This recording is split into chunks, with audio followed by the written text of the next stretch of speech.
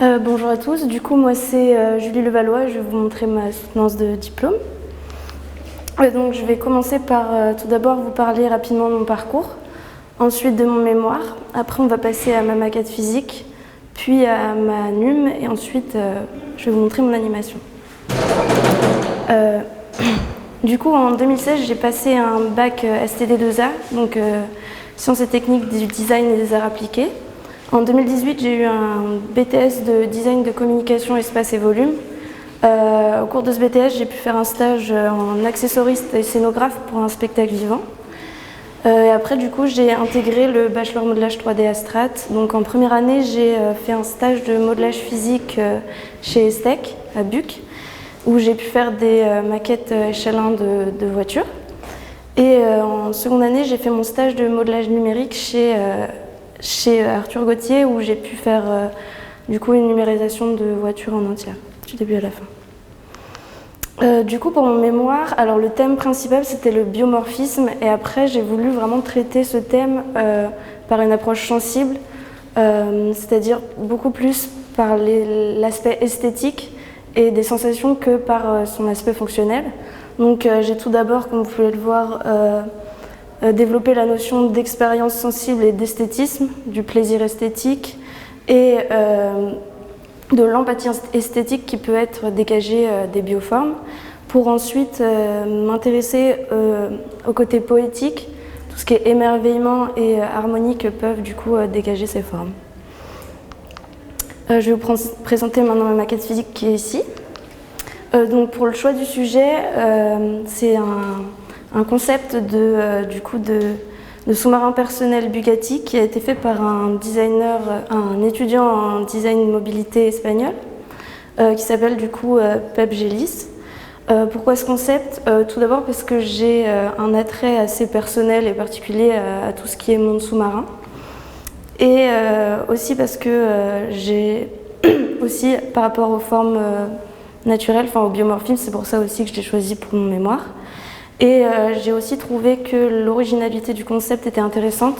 C'était une forme que j'avais jamais vue avant et la possibilité aussi d'avoir une pluralité des mises en œuvre pour la maquette, c'est-à-dire que j'ai pu du coup faire de la mousse et du plexi, du thermoformage. Je voulais aussi pouvoir faire plusieurs techniques dans ma maquette. Donc ça, c'est les premiers sketchs d'études du designer. Donc au début, il s'est vraiment inspiré fortement d'animaux. Donc comme on peut voir ici la raie, la seiche ou l'écureuil volant. Après, du coup, il a travaillé sa forme et pour avoir la forme finale qui est ici, qui est un peu plus industrialisable et réalisable. Donc j'ai commencé par dégrossir les formes à partir de blueprints que j'avais du designer qui l'avait fait. Du coup, j'ai pris de la mousse polyuréthane pas trop dense pour que ça reste assez léger. Que j'ai du coup dégrossi à la scie à ruban. J'ai commencé directement à mettre la symétrie, surtout sur le volume du centre où j'ai vraiment fait attention, sachant qu'après je devrais l'arrondir. Après du coup j'ai affiné toutes ces formes à la main, donc comme la partie du centre que j'ai dû tout arrondir et lisser, les ailes aussi. Après je me suis demandé comment je pourrais du coup assembler les ailes à la partie centrale, donc j'ai décidé de percer et de mettre des tourillons. Après cette étape-là, j'ai fait des empreintes au mastic afin que le congé reste propre. Et on voit aussi ici la petite pièce qui est sur le dessous de la maquette qui arrive après. Du coup, étape 3 et 4, donc je me suis mis à réfléchir comment faire mes morceaux en plastique, donc les deux entrées d'eau et la bulle sur le dessus. Donc pour la bulle, au début, j'avais pensé faire un moule. J'ai fait un moule de ma forme centrale pour pouvoir le faire en contreforme. Mais ça n'a pas été ça n'a pas marché dans le sens où quand j'ai formé du coup mon plexi, la partie supérieure ici n'avait pas une qualité de surface assez bonne. Et on voyait un petit peu des petits défauts que je ne voulais pas avoir du coup sur une bulle qui est censée être totalement lisse. Donc après, j'ai décidé de juste simplement le thermoformer directement sur la partie du centre, pour que je garde l'aspect bien lisse du plexi. Pour les entrées d'eau, on peut voir ici, du coup, là, j'ai fait les contreformes en mousse légère et ensuite je l'ai thermoformé à la main dessus, puis découpé dans les formes qu'il fallait. Alors pour les éléments des petits réacteurs qui se retrouvent ici, que l'on peut voir à l'intérieur des entrées d'eau, je les ai donc modélisés sur Alias, j'ai fait un petit modèle, puis après je les ai imprimés en stéréolithographie, donc l'impression laser résine, vous pouvez voir ici. Donc l'étape 5, là j'ai dû faire toutes les empreintes entre le plexi et la partie du centre, donc notamment par rapport à la bulle pour qu'il n'y ait pas du tout de casse ou de marche entre les deux, et aussi entre les entrées d'eau et du coup la partie centrale. Donc à ce moment-là, je me suis aperçue que l'arrière de ma forme ici ne correspondait pas vraiment, donc j'ai dû rajouter de l'époxy afin que du coup, le fin de la forme centrale suive bien la queue qui suit derrière et soit vraiment dans la linéarité de la forme. Voilà. Et du coup, il y a aussi une petite demi-sphère qui s'est rajoutée, que j'ai imprimée aussi, qui se trouve en dessous. Donc l'étape 6, donc finition apprêtage. Donc j'ai fini toutes les pièces, apprêté toutes les pièces. J'ai décidé d'apprêter même les plexis parce que je voulais vraiment une qualité vraiment très nette et très très douce. Donc voilà, et le montage à blanc du coup de toutes les pièces. Donc là, on peut voir la première couche de peinture, donc le bleu foncé que j'ai mis au fond. Donc tout a été peint en bleu foncé, comme on peut voir, l'entièreté.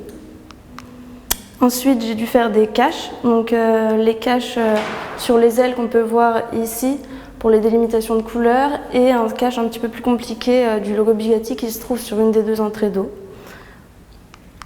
Donc l'étape 8, donc démasquage et vernis. Donc entre le démasquage et le vernis, j'ai poncé légèrement afin qu'il n'y ait pas de petites marges de peinture, enfin pour l'enlever au maximum. Et donc on a mis après un vernis nacré afin de créer un petit peu plus de profondeur à la peinture. Sauf sur la bulle qui est juste vernis lisse. Donc voilà les petites photos de la maquette finale que vous pouvez voir ici. Du coup, maintenant, on va passer à la modélisation de 3D. Donc, pour le choix du concept, c'est un peu la même que l'autre parce que c'est aussi un sous-marin personnel. Donc, toujours pour le fait que j'ai toujours bien aimé le monde sous-marin, le biomorphisme, et ça crée justement une linéarité entre tous mes projets et mon mémoire. Ça restait vraiment dans le même univers que ma maquette physique. Et aussi la possibilité de pouvoir faire une animation sous l'eau, type abysse ou les abysses, voilà, qui me plaisait pas mal. Donc du coup, c'est un sous-marin qui a été conçu par un étudiant américain en mobilité aussi, qui s'appelle Shubham Singh. Donc ses premiers sketchs, donc il en a fait beaucoup. Le début ne ressemblait pas du tout aux formes que j'ai faites. Donc il s'est surtout inspiré de la méduse. Et on peut voir du coup tous ces sketchs qu'il a fait. Là, on peut voir un petit peu les détails intérieurs qu'il a fait. Ça, c'est vraiment les débuts. Et après, il a du coup fait le concept définitif qui a pas mal changé dans son raisonnement. Donc ça, c'est les sketchs desquels je suis partie, donc le modèle définitif qu'on peut trouver ici. Donc premièrement, j'ai essayé de faire des sketchs afin de me familiariser aux formes, notamment sur les ailes qui twistent, qui au début j'avais un peu de mal à comprendre du coup sa forme. Donc je les ai dessinées, j'ai fait pas mal de sections pour essayer de vraiment appréhender cette forme-là. J'ai aussi du coup fait des sketchs par rapport à la partie centrale, parce que j'avais pas vraiment de vue de cet endroit-là surtout, c'était tout le temps caché. Et du coup, je l'ai imaginé comme ceci pour cette partie. Après, j'ai commencé à prendre les sketchs du designer et à découper pour vraiment les découper en carreaux. Surtout, j'ai commencé par la partie centrale. Ça me paraissait logique de commencer par le centre et après de mettre du coup les petits éléments qui allaient autour. Donc j'ai commencé à les découper simplement en fictive en gros carreaux. Du coup, j'ai commencé après par faire les courbes pour voir tout son encombrement. J'ai mis la sphère directement pour me caler directement dessus. J'ai ensuite rajouté les premières surfaces et j'ai essayé vraiment au début de coller aux deux petits blueprints que j'avais, qui se trouvent ici, donc vue de dessus, vue de côté. J'ai vraiment essayé du coup de coller directement dessus. Après, je me suis attelée à essayer de refaire le twist du coup des ailes avec subdivision. Ça me paraissait plus logique par rapport à la forme. Donc j'ai juste fait du coup une grande surface et j'ai essayé du coup de recréer ce twist en travaillant surtout par rapport aux reflets de lumière qu'on peut trouver ici qui sont sur les sketchs du coup que j'avais. Du coup, après, j'ai continué à travailler ce reflet qui était un petit peu trop droit de base, à essayer de le courber un peu, qu'il soit un peu plus fluide et plus dynamique. Ensuite, j'ai assez rapidement décidé de le découper, de le trimer afin d'avoir du coup la courbe qu'on peut voir sur la vue de côté, qui se retrouve ici. Donc là, j'ai retravaillé encore une fois le reflet qui, on le voit ici. Je me suis beaucoup inspirée de ce sketch-là, qui est un petit peu plus rond que ce que j'avais, donc j'ai essayé de l'arrondir au maximum et d'avoir aussi cette courbure-là, ce S ici. Donc à partir de ce moment-là, j'ai commencé à avoir vraiment l'encombrement total de l'objet, du sous-marin. Et du coup, j'ai pu vraiment travailler les reflets. On voit du coup que j'ai eu un problème du coup d'encombrement entre les ailes et la partie du centre à ce niveau-là qui s'intersectaient. Du coup, j'ai commencé à rebouger les ailes afin qu'ils ne se croisent plus avec la partie centrale. Essayer de refaire du coup la découpe jusqu'au bout, ce que je n'avais pas au début, en suivant du coup toujours les blueprints. Après, je me suis aperçue qu'il y avait des petits défauts de correspondance entre les deux blueprints que j'avais. Donc j'ai essayé de coller au maximum aux deux, de me mettre un petit peu entre les deux. Donc du coup à certains niveaux je ne colle plus très bien, mais du coup je colle plus sur la vue de côté. Donc voilà l'encombrement entier. Donc là j'ai commencé à affiner un petit peu plus le volume du centre. Donc le faire un peu plus courbé parce que j'avais vraiment juste fait les fictives bien droites. Donc comme on peut le voir ici, le faire un peu plus courbé sur l'avant, un peu plus fin. Et j'ai commencé du coup à faire aussi cette partie-là en la coupant en plusieurs parties pour pouvoir après passer des courbures ou des rayons.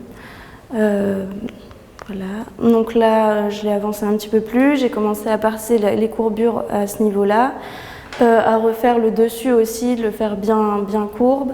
J'ai ajouté aussi cette pièce ici qu'on retrouvait, que je n'avais pas fait avant, j'avais fait vraiment qui s'arrête en pointe. Donc on voit bien qu'à ce niveau-là, normalement, il y a une petite carre qui se trouve ici. J'ai mis un petit détail de construction pour cette surface-ci que j'ai un petit peu eu du mal à faire au début. Je n'arrivais pas à avoir quelque chose de continu avec le reste, donc j'ai fait un grand square qui du coup allait jusqu'à l'avant afin de garder du coup cette bonne continuité et cette bonne lumière qui est jusqu'au bout. Voilà, donc après j'ai commencé légèrement à faire l'intérieur ici, on peut voir là. J'ai commencé à fermer mon volume totalement, essayer de garder la continuité entre tous et aussi l'épaisseur de l'arrière du coup. À ce niveau-là, j'ai commencé à adapter le volume du son du coup sur la sphère. Donc j'ai juste fait un offset de ma sphère de base afin que le volume soit à une distance égale de la sphère et qu'il n'intersecte pas. J'ai aussi affiné du coup le volume central qui est passé de ça à ça afin d'avoir un aspect un peu plus dynamique et élégant qui collait plus au sketch du coup de base. À partir de ce niveau-là, je me suis un petit peu moins attelée sur les blueprints et j'ai un peu plus gardé l'esprit des sketchs qui était vraiment plus allongé et plus dynamique. Donc là, on peut voir que j'ai rajouté du coup l'épaisseur des ailes afin de pouvoir voir vraiment son encombrement total. J'ai travaillé du coup sur l'épaisseur qui en fait n'était pas régulière. Elle paraît régulière mais elle ne l'est pas. Donc j'ai fait en sorte qu'elle le paraisse sur la vue de dessus et vue de côté, elle paraît régulière. Mais du fait du twist, en fait elle n'est pas régulière partout et du coup voilà, j'ai dû travailler ça. Et afin qu'il n'y ait pas non plus d'angle trop aigu entre les deux parties, sauf au bout qui se voulait aigu. Du coup, à ce niveau-là, j'ai encore fait des modifications par rapport au blueprint. C'est-à-dire que j'ai pris ce sketch-là et je me suis aperçue que au niveau des proportions de la longueur de l'aile. Ici, on peut voir à peu près 1/3, 2/3. Et ce que j'avais sur les blueprints, c'était plus 1/2, 1/2. Donc j'ai décidé de l'étendre un peu, garder ce 1/3, 2/3, qui me paraissait un peu plus dynamique et fluide. Et par rapport au sketch, ça collait beaucoup mieux. Du coup, à partir de ce moment-là, j'ai commencé à ajouter les petits détails que j'avais vus sur les sketchs, donc notamment les petits feux, donc les petits feux avant et le arrière qu'on peut trouver ici, que j'ai commencé à faire avec du coup la vitre, des petites ampoules, pareil pour celle-ci, ainsi que le petit anneau qui se trouve ici pour modéliser la porte du coup de la sphère. Je suis assez rapidement passée sur Vered pour travailler les matériaux, notamment la texture lame de Damas qui est sur les ailes qu'on peut retrouver ici. Donc voilà les premiers rendus que j'ai pu faire. Du coup, j'ai pu aussi faire les découpes couleurs que je n'avais pas au début. Voilà, donc on voit que le volume est un peu plus étiré et correspond plus à ce sketch. Du coup, là, j'ai continué à affiner les détails, donc j'ai changé la forme des feux qui me paraissait un peu trop simple. Je me suis inspirée de sketchs du début qu'il avait fait pour ces feux-là, qui du coup ici paraissent un peu plus travaillés et un peu plus fins. J'ai aussi ajouté les petits éléments ici qui se veulent être des petits éléments directionnels qui pivotent du coup sur une barre, qui sont accrochés du coup à ce cercle ici qui modélise la porte. Donc j'ai décidé aussi à ce moment-là de faire une charnière pour la porte parce que je ne voyais pas vraiment comment l'ouvrir tout simplement. Donc on peut voir que j'ai ajouté une charnière et j'ai aussi à ce moment-là fait la trame lumineuse qu'on peut voir en haut et en dessous de la bulle. Là j'ai commencé à du coup faire l'inter. Les seuls sketchs que j'avais du coup pour l'intérieur c'était ceux-ci, donc j'ai commencé à faire les volumes sur Subdiv. Donc voilà ce que ça peut donner. Après je l'ai adapté avec un mannequin parce que j'avais pas vraiment les proportions ici. Donc j'ai dû un peu les modifier pour que le mannequin puisse tenir dans la bulle. On peut voir ici. Du coup là j'ai commencé à faire aussi l'écran qu'on peut voir là. J'ai changé à ce moment-là le feu arrière qui aussi était un peu trop simple et d'un design pas très épuré. Donc j'ai pris pareil un sketch du designer qui l'avait fait. J'avais deux possibilités du coup de feu arrière. Donc j'ai pris celui-ci qui me paraissait un peu plus dans l'esprit du sous-marin. Donc là pareil un petit rendu Vered. Je passais assez souvent sur Vered pour voir les problèmes de reflets, notamment sur celle-ci qui au début faisait un petit peu un S, donc je l'ai retravaillé grâce à Vered. Et on peut voir aussi l'intérieur remis sur Vered. Du coup à ce moment-là, je me suis à ce niveau-là, j'ai vu l'intérieur et ça me paraissait un petit peu simple et c'était pas forcément un design qui me plaisait. Et du coup j'ai commencé à essayer de chercher d'autres inspirations pour faire peut-être un intérieur un peu différent.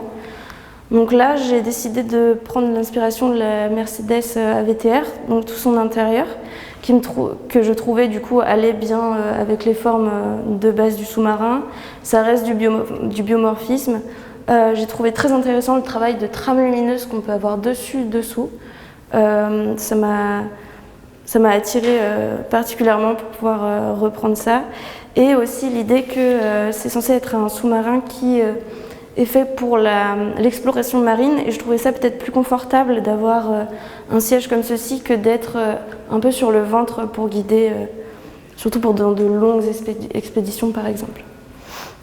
Donc ça c'est les premiers sketchs que j'ai fait. Donc j'ai adapté l'intérieur de la Mercedes AVTR dans une sphère, donc la contrainte sphérique.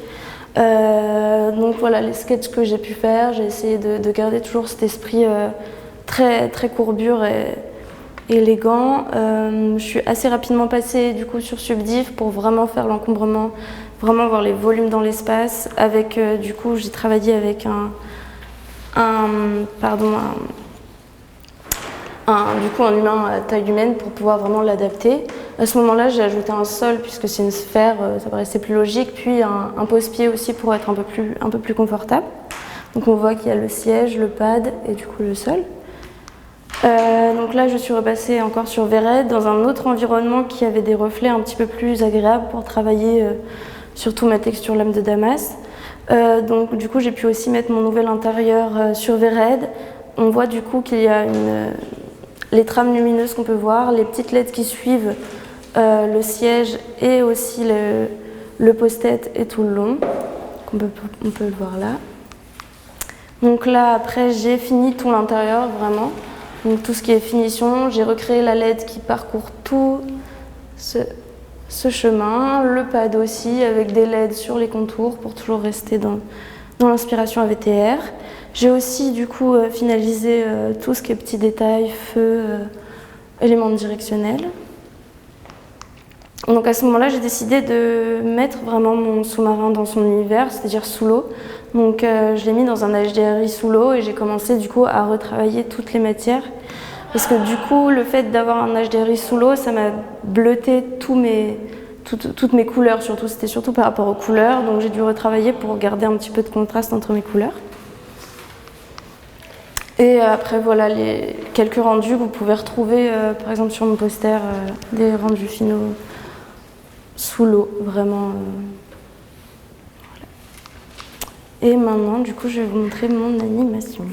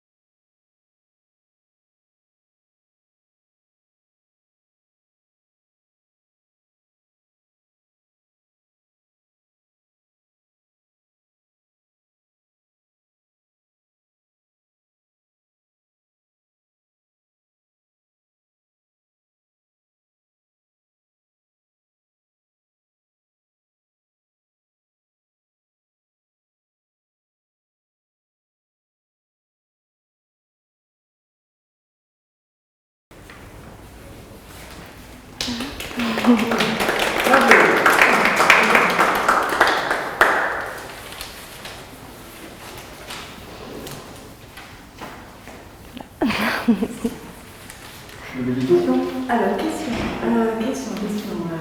J'étais personnellement très émue par votre approche. Parce que je pense que c'est bien au moins ému, parce que l'introduction c'était par rapport à la poésie et la sensualité. Donc je pense que dans ce qui me concerne, l'émotion que vous avez essayé de créer, moi ça m'a beaucoup touchée. Merci. Donc je dis bravo, c'est vraiment ma question. Ça m'a quand même un plaisir.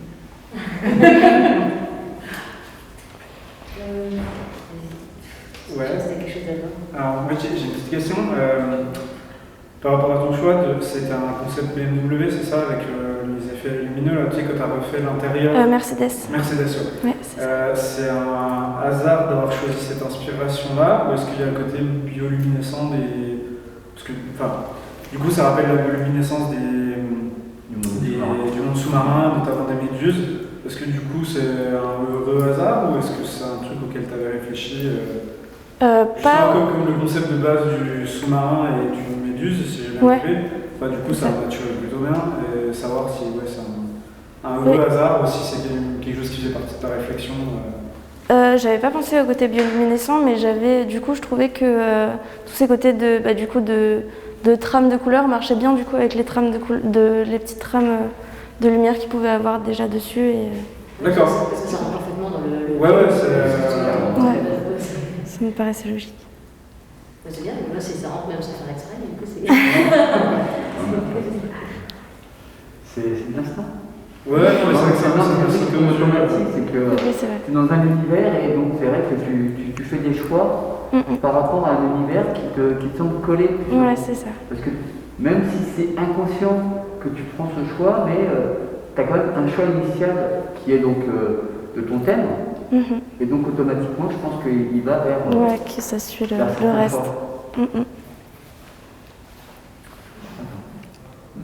Et vas-y. Je vais juste demander, du coup, la HDRI, il y avait tout le temps les poissons. Ouais, c'est ça. Ouais. J'ai enlevé quelques du coup les images qu'il y avait dedans. Il y avait des petits trucs en plus qui me plaisaient pas trop, donc je les ai gommés. Une baleine, Il y avait un... C'est ça. Et ouais, du coup, tu as dû changer les matériaux, quoi. Ouais, c'est ça. Ouais. Tout était dans le même bleu, du coup, quand je l'ai passé direct dessus. Ça a vraiment tout happé les couleurs. Donc j'ai... Mais quand même l'intérieur, parce qu'après, justement, on voit trop bien sur l'intérieur. Ouais. On voit tout ce qu'il y a autour, et du coup, c'est... Parce que là, t'as pu garder le fait que ça puisse ressortir malgré Ouais, j'ai dû tout refaire. Je connais mal, mais Verret, c'est du rendu physique. Avec une vraie interface de. Comment dire. Par exemple, si ta caméra c'est du 50 mm, tu vas vraiment avoir une fidélité par rapport à la caméra. Je pense à ça parce que c'est très bien que tu aies fait l'effort de reprendre tous tes matériaux pour que ça matche et tout. Ça, tu peux changer ça. Tu peux peut-être, tu sais, quand tu filmes solo, tu peux rajouter des filtres qui te permettent d'avoir des vraies couleurs en fait. Enfin, du coup, les fausses couleurs, mais les couleurs comme s'il n'y avait pas d'eau. Non, d'accord. Tu peux pas. D'accord. Tu peux pas. Mais c'est possible, c'est plus une remarque, mais si c'est le genre d'univers qui t'intéresse, peut-être que tu as intérêt à fouiller ce genre de logiciel, de possibilités. C'est vrai que là, tu sors un peu de l'industriel pur et dur. Nous, c'est vrai que. Après, c'est vrai que j'ai vu ici, donc. Oui, c'est ça. Mais si tu utiliser d'autres logiciels, tu as plus. Ouais. C'est utiliser le logiciel sur lequel ils sont formés aussi. Donc, oui, c'est ça. Non, mais c'était plus une question de ouais, ça. Ouais, pas de soucis. Oui, c'est juste pour la ramener un peu. En même temps, c'est ton univers. C'est mon univers. Donc, le rendu, oui. Donc c'est normal. Mais c'est normal de s'intéresser par rapport à ce qu'on peut avoir une proposition. J'ai bien aimé que tu aies pensé à l'humain. Le côté humain, tu as changé pas mal de choses de design. Pour les... Pardon? Tu sais, par exemple, pour le numérique, tu as changé un peu le design. Ouais, de l'intérieur. Pour j'ai dit que tu as pensé à l'humain, c'est le côté d'adapter vraiment que le volume. Ouais. Je sais plus, c'était quoi encore les changements que tu avais fait, parce que j'ai marqué, mais. Tu nous ouvres Tu fait des recherches, ouais. Ouais, elle est ouverte sur l'ordi. Ouais, je sais que je la mets. J'ai marqué évolution du volume, pour les photos. Non, mais c'est vrai, t'as modifié les lumières. Il est là. T'as pensé à quelque chose qui devrait être réaliste, c'est ça? Je le mets? Comme si ça devait vraiment sortir. J'avais une autre question, alors là, pour le coup c'est purement technique et j'ai remarqué que dans ta réflexion, ton travail, ton approche sur Alias, tu as beaucoup pensé aux lignes de lumière que le designer a voulu mettre dans son sketch. Est-ce que tu as utilisé, parce qu'on avait pas mal de vues où tu montrais les lignes de lumière et tout, c'est très bien, mais du coup est-ce que tu as pensé à utiliser l'outil Zebra? Oui.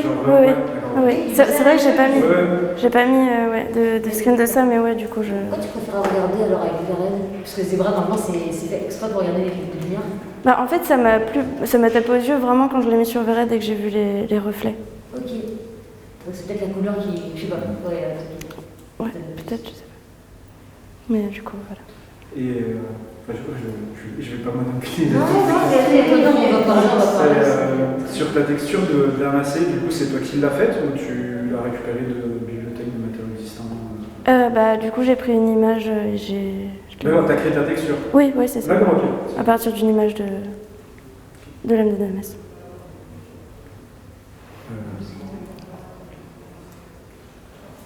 Voilà,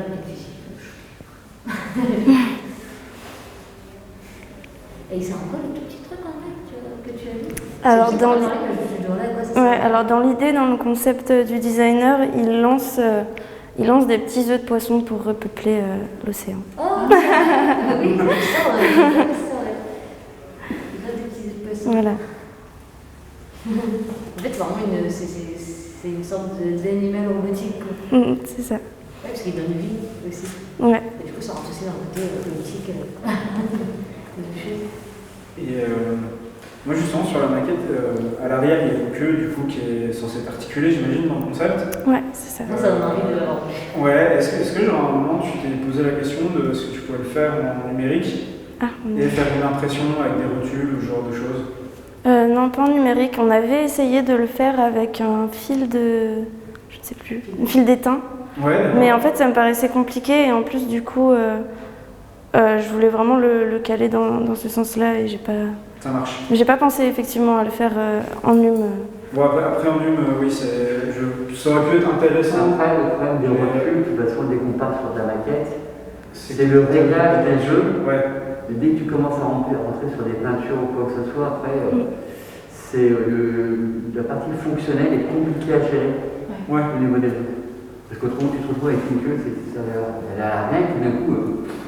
Ouais, non, mais C'est un chien qui a peur. après, là, on rentre plus dans le côté technique, mais c'est vrai que ça aurait pu être intéressant de peut-être genre faire une à côté, Non, tu mais sais, dans pour ce cas-là, itérer, mais bon, ça traite Après, il y a suffisamment de travail. Voilà. Ok. Non, mais déjà, c'est intéressant, je crois que c'est la seule maquette. Ah non, oui, il y a la maquette là-bas qui est asymétrique, mais c'est vrai que c'est intéressant de voir rarement des maquettes de transport asymétriques, enfin, avec une partie vraiment en mouvement, quoi. Ouais. C'est bien. C'est bon, j'ai fini de poser toutes les questions. Non, mais regardez. D'autres questions? Tu peux tourner un peu, toi? Ouais, juste pour voir un peu l'arrière. Je vois, c'est vrai qu'il y a plus de... Ah, mince. Pardon. Peut-être ce n'est pas très pratique là.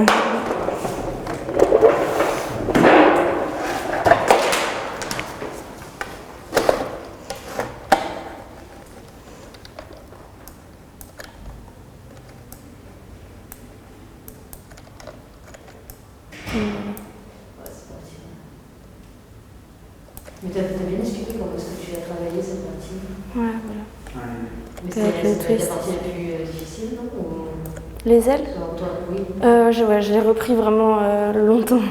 J'ai mis plusieurs mois à vraiment avoir un beau twist et surtout garder du coup ces lignes de lumière qui bougeaient à chaque fois et aussi d'avoir la bonne courbe ici. Ouais. C'était assez long à avoir.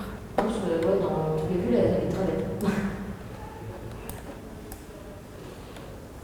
Ouais, les lignes sont.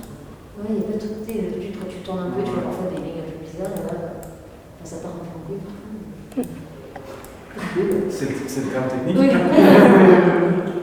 C'est bon. Non, mais la ligne. Non, mais non, oui, donc Julien, tu vois, t'as pris des mois pour. Vraiment tatillonner sur la surface. Et du coup, tu as dû faire l'inter aussi.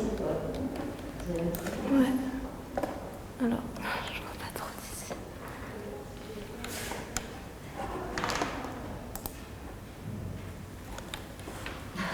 Rapproche la souris du clavier. Hop, donc là on peut... Voilà. Donc tout l'intérieur. Oui, Avec du coup tous les détails de... Là, le fauteuil, t'as fait des détails. C'est pas juste un bloc que t'as mis. Toute la... Ouais, il y a les petites LED du coup qui Tu suivent. fais les petits rayonnages derrière. Là bas du coup c'est la LED qui passe là et là. Ouais, j'ai fait... Oui, j'ai vraiment fait... Mais je trouve qu'on ne voit pas assez ces détails. Tu sais, je devrais pas hésiter quand tu fais les rendus, mais juste sur des petits détails comme Ouais. ça, parce que tu l'as fait et c'est dommage qu'on ne voit pas. D'accord. Et voilà. Mais oui,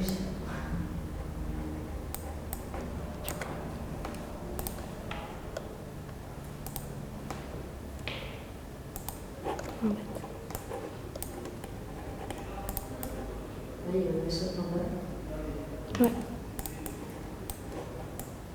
Et ça, c'est avec la partie subtile.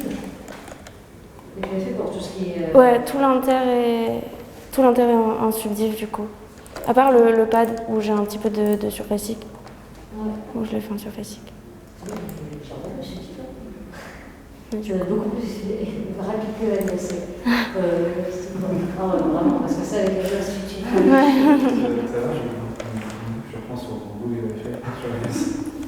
Je suis dégueu. On a une idée, oui, parce que nous, on n'avait pas ça. Après, ça n'enlève pas le travail que tu as fait. Ah oui, non, c'est difficile. Non, mais justement, putain, c'est bon. Oui. Je suis désolée. Non, mais il n'y a pas de souci. Non, mais c'est beau à voir, en fait, Ouais. c'est bien. Et au contraire, c'est une qualité, c'est un truc en plus qu'il faut avoir. Parce que c'est hyper récent. Ouais. Et du coup, les entreprises, ils vont. En fait, ils veulent que tu travailles rapidement en vrai, et bien. C'est pendant mon stage du coup chez Arthur Gauthier où j'ai découvert la subdiv du coup l'été dernier. Et c'est pour ça que je voulais aussi l'inclure dans ma NUM. Je voulais qu'il y ait un peu des deux parce que j'avais trouvé que c'était hyper intéressant pour faire les volumes. Et t'as les projets parfaits pour ça aussi parce qu'il y a. Ouais, bah, je l'ai choisi aussi en fonction de ça. Ouais.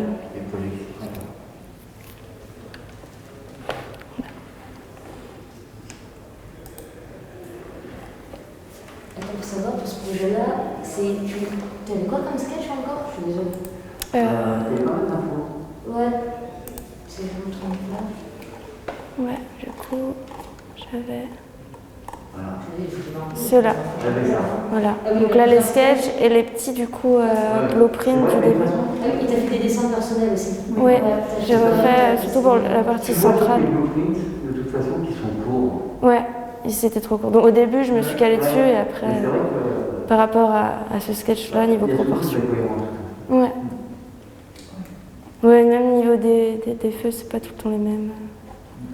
C'est pour ça que j'ai choisi après celui qui me paraissait le plus pertinent. Et du coup, tu aimerais aller vers ce milieu-là, enfin tout ce qui est nautique Alors moi, j'aimerais bien continuer dans le modelage physique, donc je vais en stage en physique. Ah, physique. Ouais, c'est ça. Donc voilà.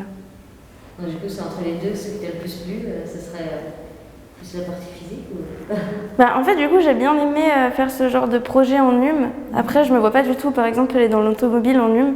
Mais ouais, voilà. Après, Donc, c'est pas dans tout ce qui est, on va dire, les concept cars. Souvent, tu as des choses très... Ouais. Très organique, ouais, ouais. très organique, exactement. Ouais. Bah, j'ai fait la biome pendant mon stage chez Arthur Gauthier. Ah ben, Voilà. Ça va. Et du coup, ça serait plus ce physique. Ouais, moi, je suis plus physique de base. Voilà. Ah, ça a raison. Parce que ça fait plus plaisir là sur la nuit, mais sinon, c'est plus physique. Mm. Non, mais ça... Bah, je prends plaisir à faire de la NUM, mais après, je me vois pas forcément en faire tout le temps pendant des années, mais j'aime bien faire ça aussi. Et je reviens sur un truc. Du coup, comme tu nous l'as expliqué, tout ton diplôme était basé autour du biomorphisme. Est-ce que du coup, j'ai vu que c'est plus une observation par rapport aux autres projets, mais tu es la première qui nous a vraiment parlé de travail de texture et de matériaux. Et du coup, ça c'est quelque chose qui t'intéresse dans l'avenir, justement, de pouvoir travailler Sur des rendus. Sur des rendus. le côté rendu, Ouais. et même je veux dire en physique, travailler sur des matériaux, des textures, ce genre de choses. Oui, bah, j'ai hésité à un moment à faire entre du physique et vraiment du rendu, parce que j'aime beaucoup aussi faire du rendu. Donc, Après, ce qui est intéressant, c'est que tu vas en stage. Oui. oui. Sur cette partie-là. Bah, j'ai 2 stages, du coup, je vais chez... c'est Factice, donc c'est un atelier de factice alimentaire. Et du coup, ils recréent, ils bossent pour des pâtisseries et des boulangeries. Là, tu as la texture. Voilà. Travailler de la texture. Oui. Et du coup, on moule, on fait des trucs et après on repeint du coup pour avoir le plus de réalisme. Pardon? Pour les publicités et tout. Oui, pour les pubs ou pour les vitrines. Beaucoup. C'est ça. Pour les factices, pour la vitrine. Ouais. Donc ils font... C'est le genre de domaine qui t'intéresse ou t'as Oui. J'aimerais bien faire tout ce qui est factice ou alors tout ce qui est décor de spectacles vivants. Ou Oui, d'accord, bah, c'est moi, c'est ça, c'est vraiment tout ce qui est de... matériel. Ouais. Et aspect vraiment... C'est pour les restos? Ouais, C'est ça. c'est pour la restauration. C'est vraiment dans l'alimentaire qu'ils font. Là. Ouais. Ok. D'autres questions? Non. Merci Julie. Merci à vous Merci. pour votre écoute.